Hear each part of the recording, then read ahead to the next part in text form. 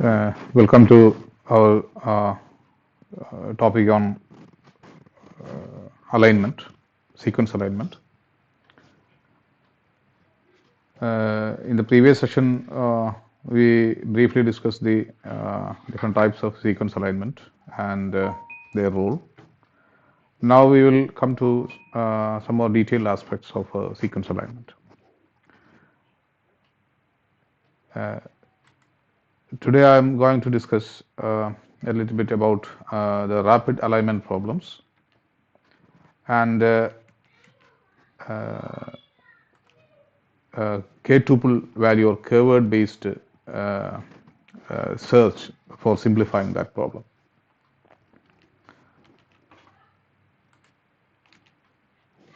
So I think the slide is visible now, right?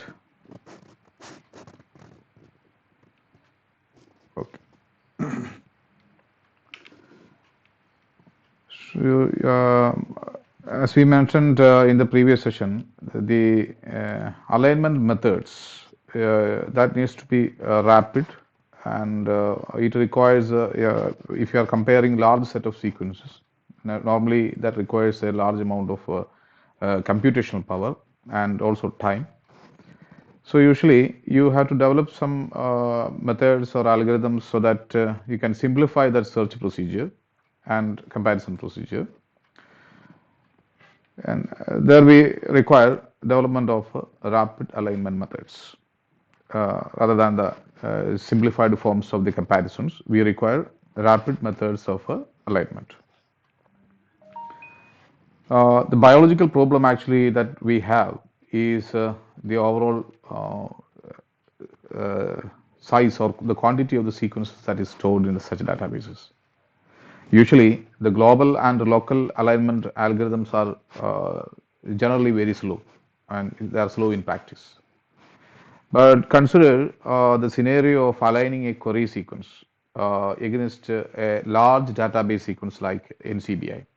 In case of GenBank, the size of the GenBank currently is almost, say, the nucleotide sequences that is present, or base sequences that is present in GenBank as such, it is about 776 billion sequences, which constitutes about 226 sequence actually.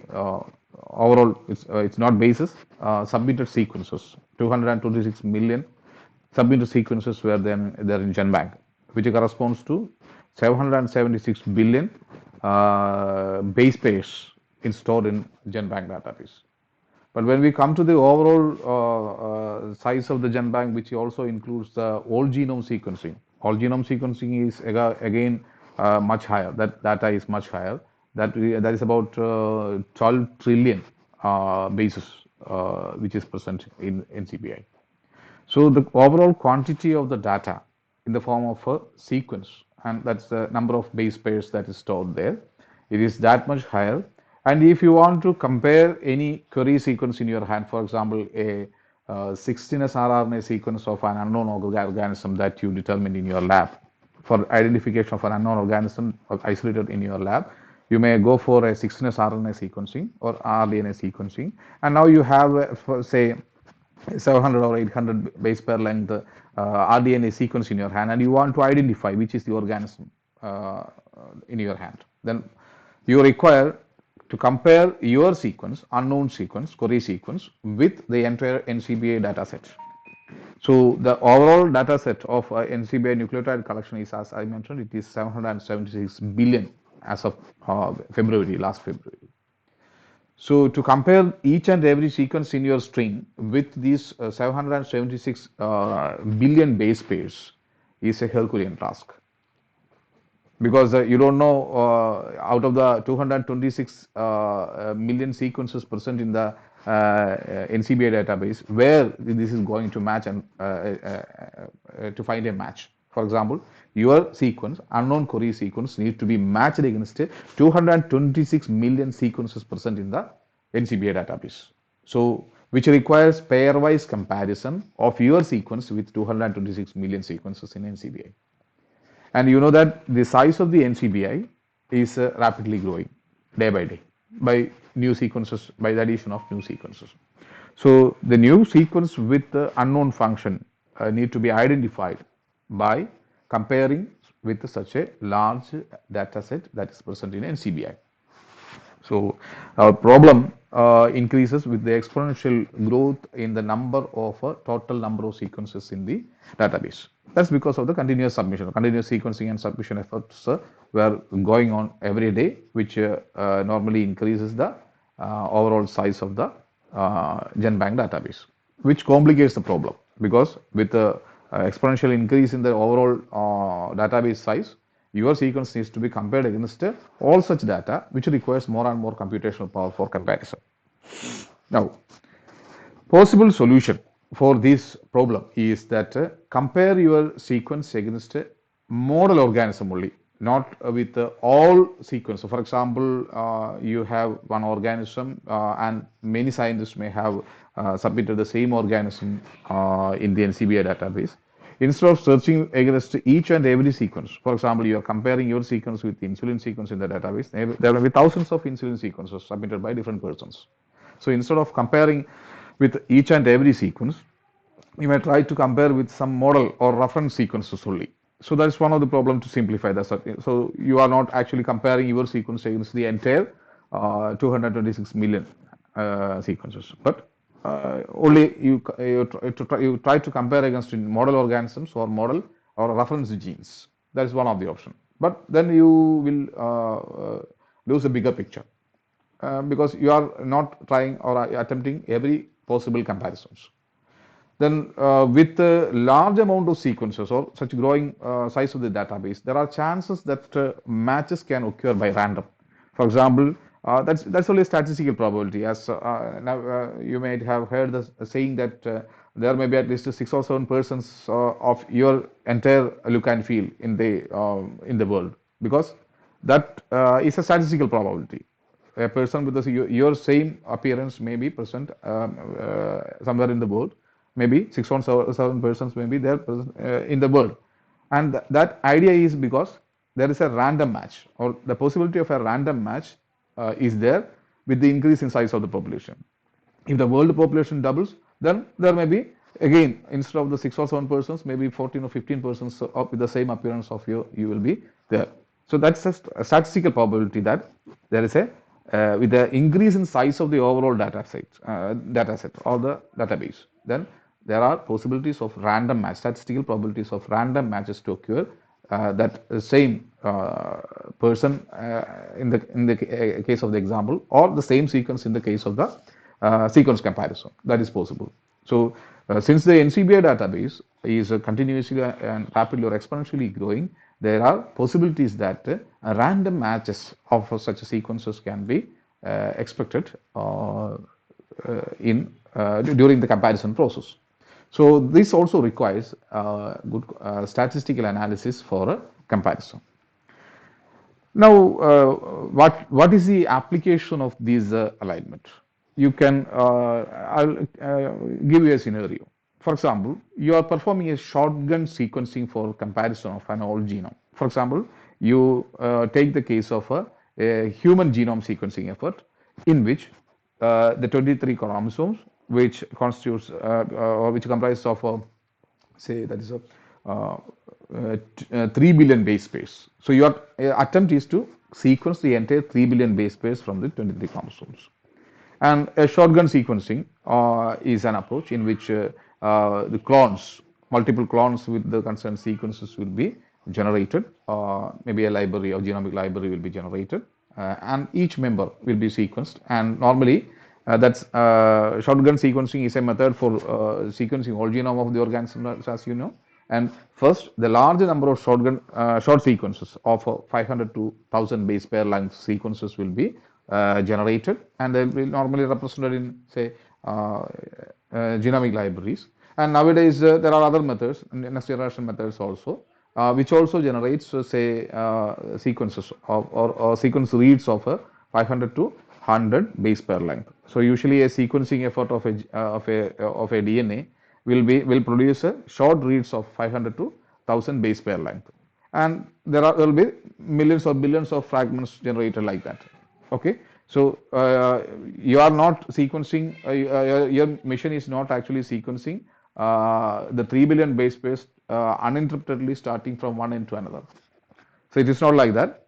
Each sequence will be represented as different fragments of 500 to 100 length, and that fragment of the 500 to 1000 base pair length will be sequenced during the sequencing effort. So the result of such a sequencing, shotgun sequencing effort is that you will have a large number of short sequences of 500 to 100 base pair length DNA, and they are also known as reads. So sequence reads will be generated. A large number of sequence reads of the genome will be generated. The reads are actually continuous or subsequences or substrings of the whole genome. So the whole genome will be represented as a fragments of 500 to 1000 base pair length. And due to sequencing errors and repetitions in these reads, the genome has to cover multiple times by the reads. It is not a single gene or single genome, a single copy of the genome that is sequenced.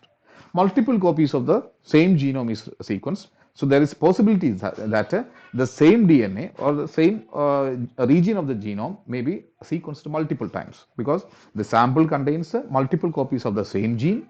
So it will be fragmented in different ways, and there will be reads corresponding to the same gene. Multiple copies of the same gene will be presented as multiple reads.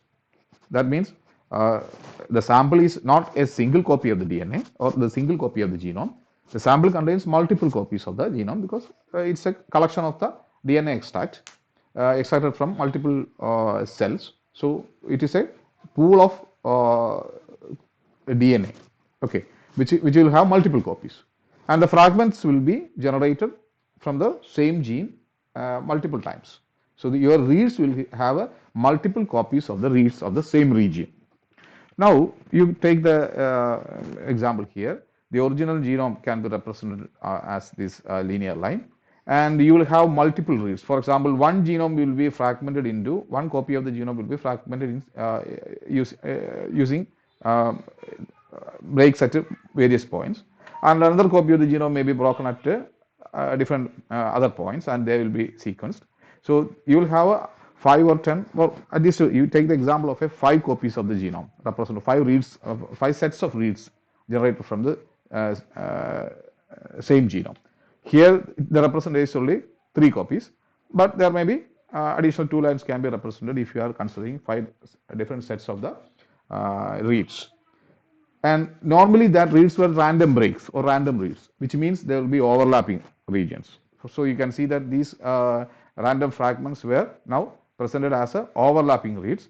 And the concept is that starting from one point, if you go through these reads, through overlapping reads, you can construct the complete sequence of the genome by positioning the fragments in an overlapping manner. So these overlapping reads of these continuous segments were generated by aligning these sequences over the overlapping regions of these reads over one another. So that is actually the assembly process, sequence assembly process. So during the sequence assembly process, this large set of or the pool of DNA reads that is generated will be aligned, and overlapping segments will be aligned over one another so that the continuous sequence of the genome will be generated, and that process is a sequence assembly. So ordering the reads is initially unknown, but overlaps resolve this issue. Since there are overlapping copies of the same region of the gene, you can arrange them by aligning, and these overlaps can be used for covering these fragmented regions. So the complete sequence can be generated during the assembly process. Now our point is that the sequence assembly of a shotgun sequencing in a genome sequencing effort, that requires comparison of a large number of such sequence reads. So let's see the size of this overall process. For example, in the case of 3 billion base pairs of the human genome, with the 500 base pair reads that is generated with the 5x coverage, that means each sequence or each DNA region is actually represented 5 times. So you have say 2 more lines will be represented here. So there is every possibility that you need to the entire 3 billion base pairs needs to be multiplied by 5. Total number of base pairs will be 3 billion into 5. That is a 15 billion base pairs needs to be aligned during the alignment process. So that is the example that we are considering here. And in that case, your total possibilities of the pairwise alignments that is required. For example, in this case, if you want to align these sequences together and position them side by side, you need to compare this sequence with the first sequence. Also, you require to compare these two, these two, these two. Every sequence needs to be compared pairwise to find whether there is an overlapping region or not. So if there is an overlapping region, that will be joined together to construct the entire genome. Okay. So the required possible comparisons of these 15 billion base pair, and that is about 5 into 13 base pairwise sequences. That is about 5 trillion. 5 trillion comparisons is required if you are going for such an effort. If every sequences were compared one by one, and base by base comparison is done. So based on the number of sequences that is present or the base pairs present, you can say that 5 trillion base pairs needs to be compared during the pairwise alignment comparison, and that requires a large computational power. For example, there are the computational cost that is required and the time that is required, because there is a calculation formula for the time that is required. If you are comparing each and every base pair in these 5 billion or 15 billion base pairs, and if you are trying to compare them one by one in each and every sequence, that requires a large amount of computational power and also time. It will be the process will be a never-ending process with a prohibitive computational cost. So that is the actual problem that we are addressing, and this is the case of a single genome sequencing effort. And you know that now actually we are comparing our sequences in the entire NCBI data set with maybe millions of sequences present, and within maybe a few seconds time. And the speed of the process or the time required for such comparison is minimized very much with the development of such a rapid alignment programs. And here the actual problem is the overall size of the data set and the required number of comparisons if you are just going for a pairwise comparison. So there we require new methods or new rapid methods for sequence alignment, so the overall time and the computational power requirement or the requirement for the alignment needs to be minimized. So there are some search strategies. How to speed up the computation? And the possibility is that find ways to limit the number of pairwise comparisons. So previously I mentioned that 5 trillion base pair comparisons is required for our previous example, if you are taking a base by base comparison. But if you can find a way to minimize that pairwise comparisons from this 5 trillion to a minimal level, then you can speed up the computation. Instead of going for a base by base or base to base comparison, you can go for word level comparison. So, and compare the sequences at word level to find out common words. Instead of taking every letter by letter comparison, you are looking for similar words or a string of letters in the query strings. Word means here k-tuple. That's also known as k-word. K-tuple or k-word is actually substring of a query sequence, a short sequence of letters that is known as a k-tuple or k-word. So the k-word or k-tuple can be even 2 letter. For example, 2 bases can be considered as a unit and look for a match. A k-tuple can be a 2-word or a 2 letter or 3 letter or any length of letters can be considered as a word.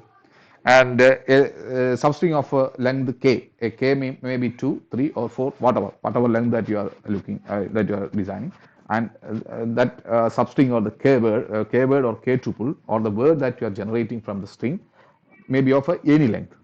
And with the increase in the length of the word k, then the possibility of finding a match will be a random match will be minimal. So you can find a single letter word in anywhere.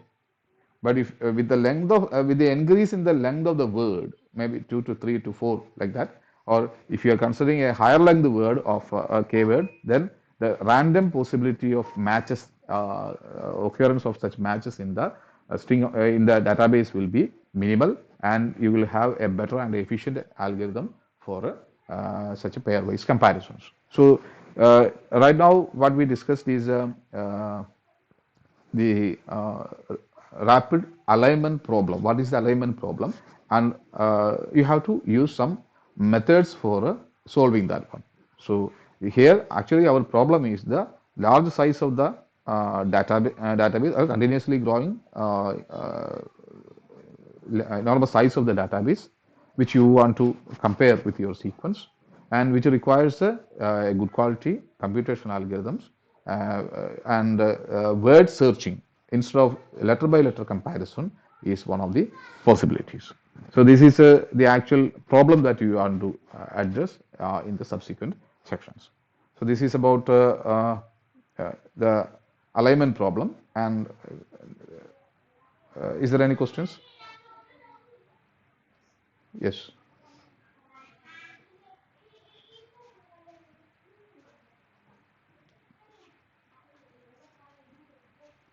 Uh, Once again, repeat.